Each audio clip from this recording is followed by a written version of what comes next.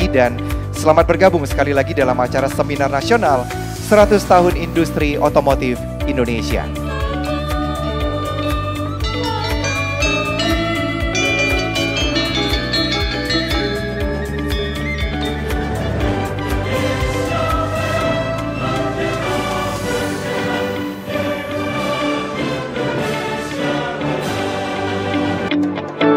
Universitas Udayana siap berperan serta dan berkontribusi nyata dalam peningkatan pemahaman tentang NZE.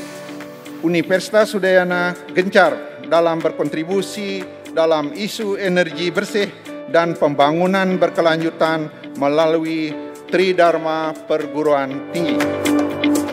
Kami berkomitmen kuat untuk terus bertumbuh berkembang bersama masyarakat Indonesia di 50 tahun ke depan dan seterusnya, termasuk memberikan peran aktif sebagai penggerak utama dalam menghadapi isu-isu seperti net zero emission.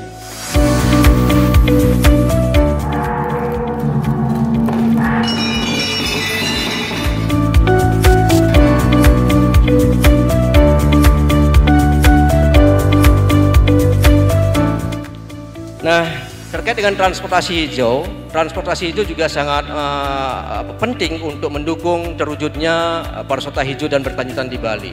Jadi sudah, apalagi kerjasama dengan Toyota, menjadi komitmen pemerintah daerah Provinsi Bali juga melalui Pergub Bali nomor 45 tahun 2009 tentang Bali Energi Bersih, dan juga Pergub Bali nomor 48 tahun 2019 tentang penggunaan kendaraan bermotor listrik berbasis baterai.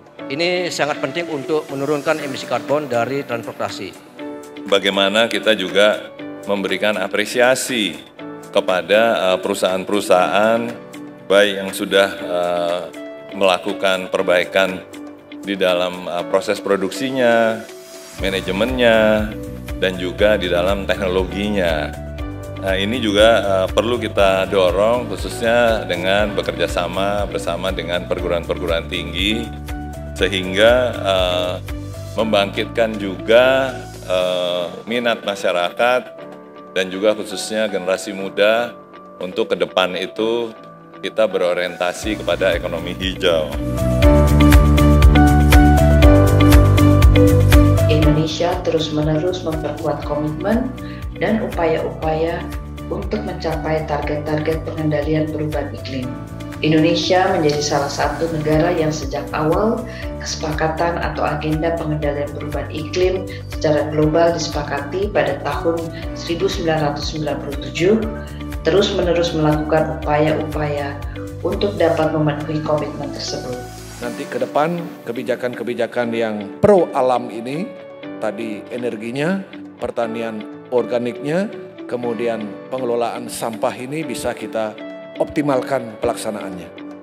Dan ke depan tentu net zero emission ini bisa kita wujudkan di Bali, walaupun sekali lagi tidak berkontribusi besar dalam pembangunan nasional, tetapi paling tidak kita bisa optimalkan pelaksananya untuk pariwisata kita yang hijau dan berkelanjutan.